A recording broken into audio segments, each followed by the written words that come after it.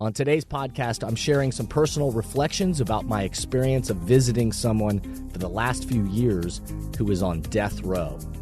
Not only will I share some reflections of the intense feelings of an experience like this, but what that experience continues to teach me about the power of how our thoughts, mindsets, and stories we tell ourselves impact the moments we experience in our life and work. Welcome back to The Thermostat with Jason Barger. If you're currently on a commute, a walk, or just a micro break in your day, glad you're making time to step back, to think, and to reflect on the next steps on your journey. I've never been more convinced the best leaders and team cultures in the world are the ones that make time to step back, breathe in good oxygen, and calibrate their thermostat. I hope today's conversation leaves you feeling grounded and inspired.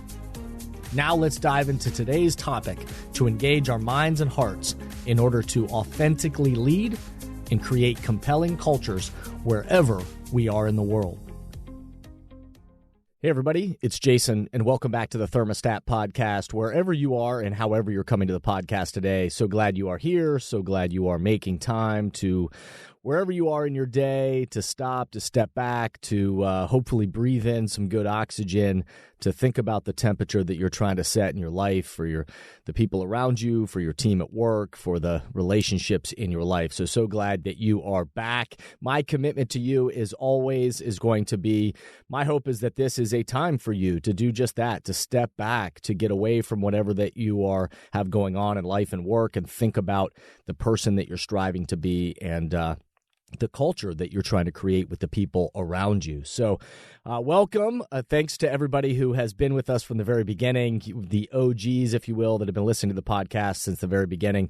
For anybody that's new to the podcast, welcome. So glad you're here. This keeps growing and spreading in exciting ways. So welcome in and glad you are with us. We are well over 180 episodes now, 180 in season 7 of the podcast. So many great topics, themes, interviews, chats, all kinds of great stuff in the past. So I invite everybody to go back, check out things.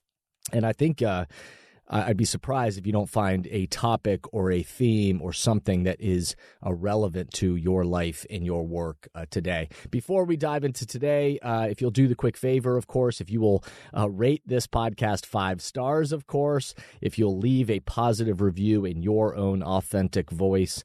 Those are the ways in which the algorithms work, and they want to know what you all, the listeners, feel about the podcast. So anytime you take the time to do that, to rate it 5 stars on whatever platform you're listening to fill out your own authentic review so that people can see your words about why it resonated with you.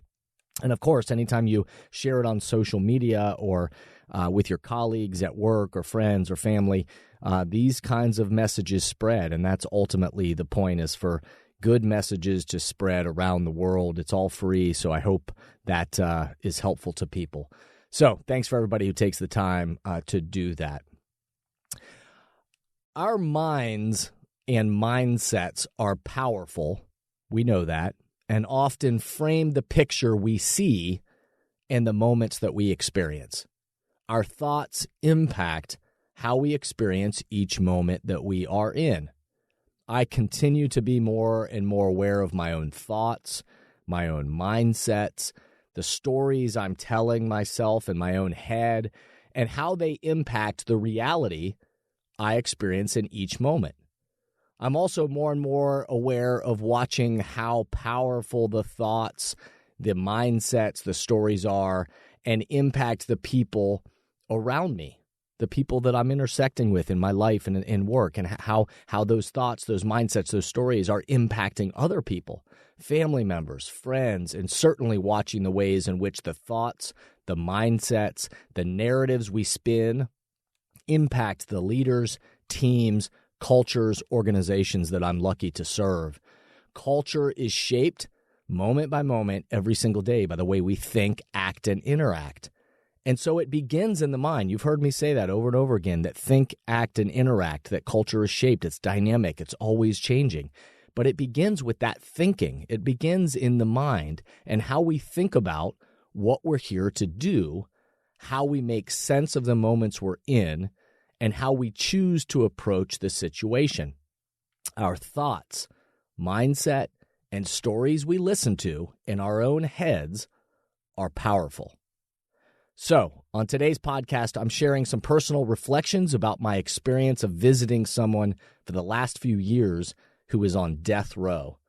Not only will I share some reflections of the intense feelings of an experience like this, but what that experience continues to teach me about the power of how our thoughts, mindsets, and stories we tell ourselves impact the moments we experience in our life and work. But before we dive into today's topic, let's pause, take a quick break, and we'll be right back. If you haven't done so already, we hope you'll visit Amazon or Amplify or jasonvbarger.com to check out Breathing Oxygen, my new book that is all about breathing good oxygen into ourselves and mindsets that fuel ourselves and the teams and the organizations around us. Positive, healthy thinking is as essential to great leadership and building a winning culture as the air we breathe. Leading yourself and a team of people has never been more complicated than it is today. As a leader, every move you make is either breathing life into your organization or slowly killing it. The atmosphere can easily turn toxic with negativity, blame, and doubt poisoning the culture. Just like every being on the planet needs good air to breathe, every organization needs leadership that breathes life into its people to sustain the energy required to complete its mission. Breathing Oxygen focuses on 6 key leadership mindsets that breathe life into any team: clarity, inclusivity, mental agility, grit, rest, and ownership. Join us, read, and share Breathing Oxygen. Available now from Amplify Books on Amazon and jasonvbarger.com. We're talking today about the power of thoughts, mindsets, and the stories we tell ourselves and how it impacts what we experience in the world. Culture, again, is shaped by the way we think, act, and interact. You've heard me say that over and over again, and if you haven't, check out some past episodes where we've talked about that culture-shaping process. But it begins with the way we think, act, and interact, which means that the thinking begins in our mind, how we think about what we're here to do, and how we make sense of the moments that we're in, and how we choose to approach the situation. Our thoughts, our mindset, and stories we listen to in our own heads are powerful. On this podcast, in past episodes, if you've been a religious listener to this podcast, then we've been talking about emotional intelligence, EQ. And emotional intelligence, of course, is knowing and recognizing and understanding ourself first, knowing our own gifts, knowing our strengths, knowing the things that trigger us, and recognizing and understanding our own emotions and what we might be feeling and seeing in a situation. But it's also about knowing the gifts and strengths in others and recognizing and understanding what they might be feeling, seeing, and thinking in any given moment. And then emotional intelligence isn't just that recognition and understanding, but it's our ability or inability to use that awareness to impact our behavioral response. A fancy way of saying, based on our awareness, what do we choose to do? What actions we choose to develop a relationship or a situation? But the thoughts, our mindset, the stories that we're telling ourselves, even in those moments, are powerful and often shift the way that our behavioral response might show up. So, I promised to share a personal story that has been powerful in my life for the last few years, but about visiting, and I'm going to call him Derek, and I talk about him in my book, Breathing Oxygen, and I refer to him Derek in there. I just have been protective of using his real name just to try to be respectful of his situation. But for today's story, I'll stick with calling him Derek. Derek has been on death row since he was a young man he's now in his 40s. And so he's been on death row for a long, long time, from a late teenager. I think he was 18, 19, 20, I think, when he first was charged with you don't get to be on death row if you haven't done something very bad, like killing someone. And so I won't go into great depths of his own personal story. That's for another time. But he's been on death row since that time, and now he's in his 40s. his existence every single day is often contained by a 9-foot by 9-foot cell block. For all those years, he has been contained within a 9-foot by 9-foot cell block. Now, as we start into this conversation, let me just say this also. Death row is complicated. And if anybody's listening out there, I don't pretend to fully understand the complexities of the awful crime he committed, and especially the first time that I sat with him and we talked all about it. You know, I don't pretend to understand it fully. The awful crime he committed as a young person. He was on drugs at the time. He was certainly influenced by gangs and a gang that he was in. You know, the mark he left by killing someone ended a life and impacted all the loved ones associated with that person that also loved the person that was killed. You know, there isn't a day that goes by that he doesn't reflect on that and how it has led to the reality of his life of being contained in that 9-foot by 9-foot cell block. So, again, anybody out there, I'm not condoning what he did. I'm really just sharing that I understand it's complex, and it's complex in my own mind. And also, I think I probably ought to talk about my motives, you know, especially when I first heard that he had nobody that was visiting him. I reached out. I learned about this, and so I reached out, and they have to accept you as a visitor. But I explained to him right away that there's no agenda. I have no agenda other than to sit with someone and sit with him and try to be a human who sees him, who listens, and exhibit some kind of care, even though, again, I know the awful thing that he did. I'm not there dismissing the awful thing that he did. I'm also not there with an agenda. I heard about all this from my church that there were people sitting there on death row who had no one that ever came to visit them. So their existence really was contained to that 9-foot by 9-foot block. I sensed that this would be not only good for the person, who I didn't know, by the way, but also I did sense that this was something that was going to be good for me too, a growth opportunity for me to challenge myself to sit in space that is uncomfortable and complex and be open to what could be learned and experienced along the way. So my first time experience, let me just start there. You know, I learned that nobody had visited him in over 4 years, that he had been, the last visitor had been 4 years before that. And so there I am sitting there for the first time, staring at the fortress, this big prison, high, security prison, big high walls and barbed wire fence around the outside.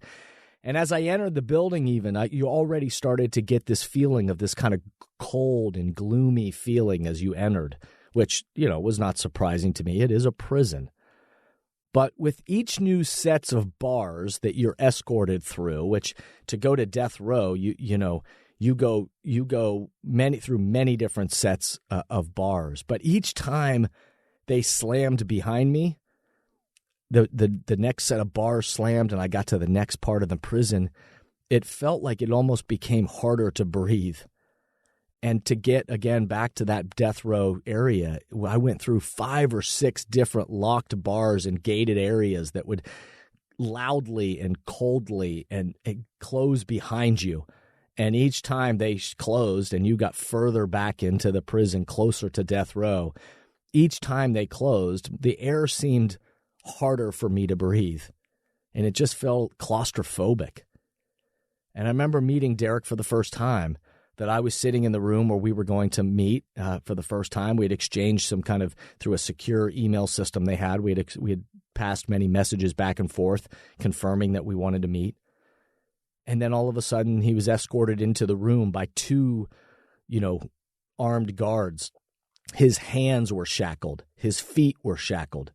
And he was a large man, like 6'4", 300 pounds. And for the next 3 to 4 hours, we sat there for like almost 4 hours. We sat there with each other and began that awkward experience. He didn't know me. I didn't know him.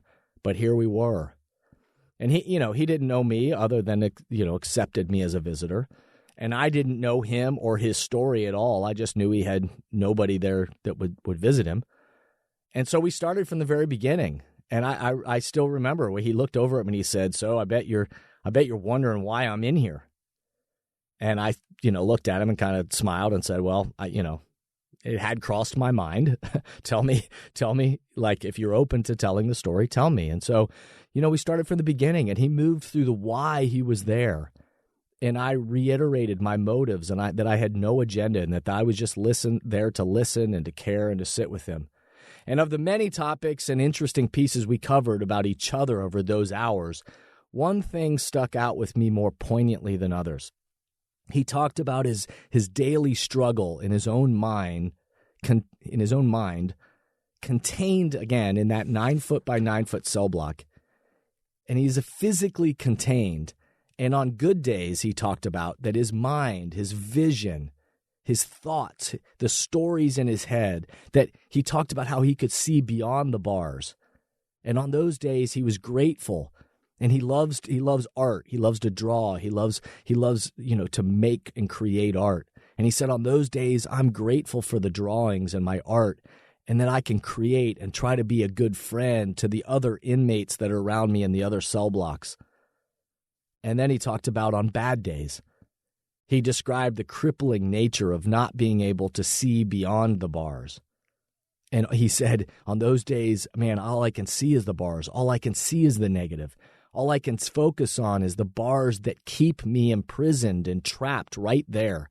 He said, on those days, I am imprisoned both physically and mentally. And I've shared with him, since then, because there have been a few times where I've gone to visit where he's been having such a bad day and so imprisoned by the bars that he hasn't even been able to accept visitors. He's just in his own cell, and he's in a low place, and he can't even get himself to move. And every time I visited him, and every time that I leave the prison, and certainly the first time that I visited him, and I began to make my way after 4 hours of sitting with him back out, and each time those bars, then I'd have to go through the 6 bars and gates to get back out. And each time I would go, and a new one would open, and I'd make my way. It was as if good oxygen and air started to come in. I started to be able to breathe a little better. I remember that feeling of the fresh air hitting my face as I finally opened the last door to get out of the prison, and just the air hitting my face. And I remember sitting there in my car with the windows down, and I couldn't even turn my car on. I was just sitting there staring with the windows down, the air on my face, and staring at this huge fortress. And all I could think about was Derek, and the thought about how lucky I am, and we all are. And again, I know, thankfully, I haven't committed a crime that puts me in there. But do I recognize how lucky I am to not be physically contained in the way that Derek is? And I think about Derek often. And one of the reasons I do so, however, is because I know that this isn't just about Derek, but it's made me think about the reality that all of us are imprisoned in some ways, not behind actual bars, but we get imprisoned by our own mindsets from time to time. We might not be physically contained, but we feel imprisoned in circumstances, in life. We get imprisoned by our jobs, by our phones even, by relationships, by things we think we should do or shouldn't do. We get imprisoned by the life or the work that we do and the toxic air that we breathe. We get imprisoned by the external world around us, choices we've made in the past, or stories we tell ourselves in our minds about what is possible or impossible in life. We are fortunate to not be physically contained behind bars and a concrete fortress. But I know many people who have shared about times in their life when they've felt imprisoned and trapped by their own mindset. They express feeling like it's hard to breathe and hard to see beyond the bars in their own mind. And again, if you've heard me talk about this in past podcasts, that if research tells us that 80% of our thoughts every day are negative and 95% of those thoughts are repetitive, identifying what are the real bars that are in our life, and what are the ones that are false, they're fake, they're not really there, that might be critical. The air we breathe either imprisons us or sets us free. And I certainly say this with empathizing with anyone in the world right now who is struggling with, is finding it hard to breathe and good oxygen. They're struggling with mental health or their own challenges. We've become more and more aware of how prevalent that is right now. I know there are people within our families, our teams, and throughout our organizations who need support with breathing good oxygen and with navigating their way beyond the bars that exist in their minds. As leaders and organizations, we have a tremendous opportunity to help people breathe oxygen. It doesn't mean we always can solve every problem or remove every challenge we might face or somebody might be facing, but it does help us and those around us to help breathe a little easier. When there's a void in communication or too much silence or negativity or gossip or blame or false narratives begin to creep in, leaders need to be, we have the opportunity to be even more intentional. Organizations, I believe our organizations have the greatest opportunity to shift and protect and shape our thinking, acting, and interacting because it's a space that we spend so much time in our lives at. And so leaders need to be even more intentional to help their teams fill the void with the opposite of those things, not silence and negativity and gossip and blame and false narratives, but what are the gratitude, the good stories, the good narratives, the support that we can give, the good air to breathe. And what it's made me think about is that Derek and all of us seek good oxygen.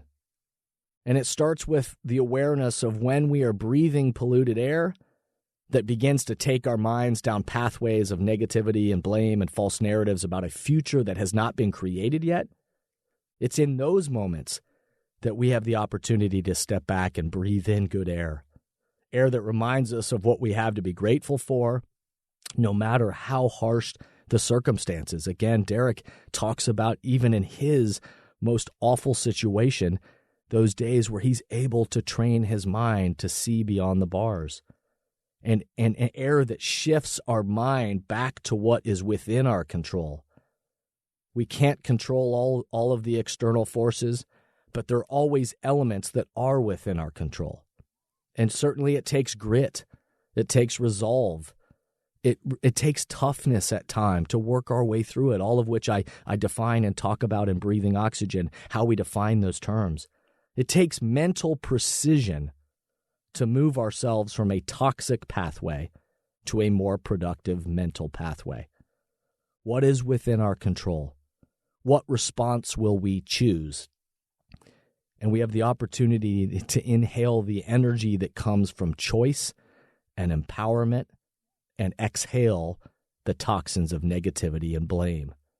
But sometimes we have to just remember to breathe and figure out what are the bars that are truly there and what are the bars that might be imprisoning us that aren't really there. So some questions for us to ponder today. What thoughts, what mindsets, what stories are you telling yourself or are imprisoning you? All of us have examples of this. What are the thoughts or mindsets or stories that are imprisoning you? What thoughts or mindsets or stories are imprisoning your most significant relationships? Think about the relationships in your life, and what are those stories or those things that seem to keep you stuck or trapped? What thoughts, mindsets, stories are imprisoning your team, your organization, or your culture? What are those false bars, obstacles, stories, narratives, things that we keep telling ourselves that really aren't true? And what needs new oxygen instead? Where is it needed? Where's that new good oxygen? And what is needed? So I hope today's podcast got you thinking in new ways. If a deeper dive into any of these topics is interesting to you, please reach out to us, info@jasonvbarger.com, and let us know. We'll continue to to design content to help meet you where you are. Lastly, I hope you'll go back and listen to a number of the past episodes, and I know there's so many topics out there that will add value to you. Cheers to everybody out there and the path ahead of us, and again, thoughts with anybody that's out there struggling, and for the journey ahead of all of us to remove those false bars that might be imprisoning us and move ourselves into what is the oxygen that we can breathe for ourselves, what is the good oxygen we can breathe into others, and how can we begin to shift what we're looking at and the stories and mindsets that we tell ourselves. So I hope you're set up to be courageous and committed to breathing oxygen into your own mindsets and the mindsets of the people around you, and the actions that then will sustain our path forward. Step back. Remember, be a thermostat and breathe good oxygen. Thank you for listening to today's podcast, and I hope the messages and questions stimulate positive change along your path.